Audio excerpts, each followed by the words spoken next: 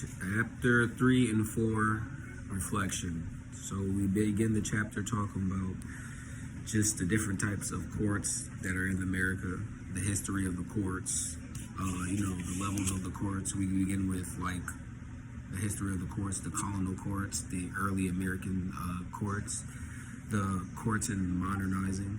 So our modern courts now that we have as compared to back in the day. We have trial courts with like limited jurisdiction.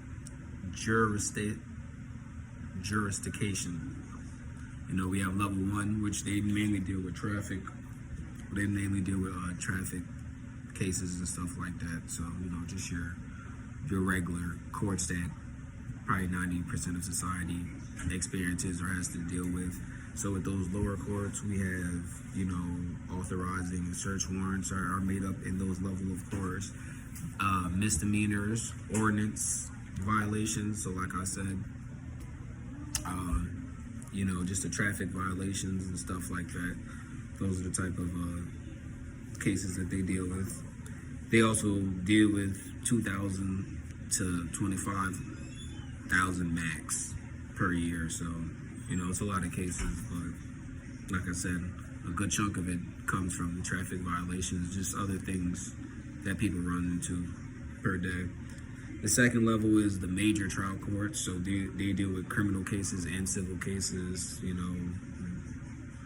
estate cases, personal injury cases, domestic residence cases. They also have court appeal cases,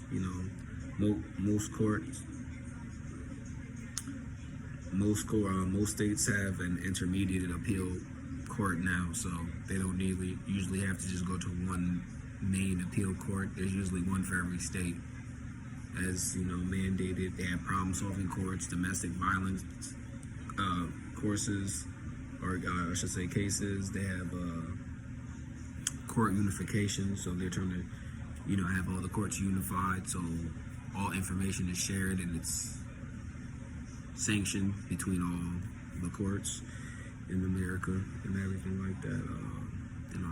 How does this relate to what I've dealt with in my personal experience, and why is this important? It's important because, like I said, criminal justice is something that's concrete. It's we deal with it on a day-by-day basis.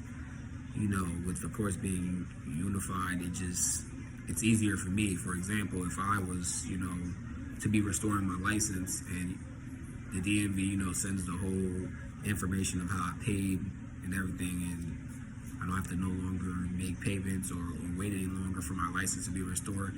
The information is shared all across the court. So if any situation was to ever, happen and I have to go to court because my license is still coming up suspended, at least I know information is shared within these courts that they should have the information that, I already paid for my license and I no longer need to do anything about that, and it's restored. Another personal experience is just I've dealt with courts. Like I said, I've gone into ordinance case courts and stuff like that. I've gotten a traffic violation. Like I said, I believe everybody has probably gotten a traffic violation at one point in time. So that's where that comes in. So it's good to know which level of the judicial system is dealing with those courts, or those cases, I should say.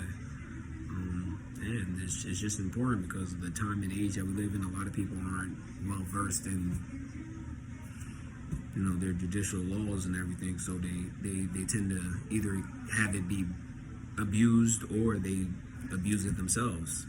So it's always good to know. And as far as the conclusion, it's just always good to take in more of the information that's happening in the judicial system and being able to understand it and learn it and hopefully avoid it in certain situations.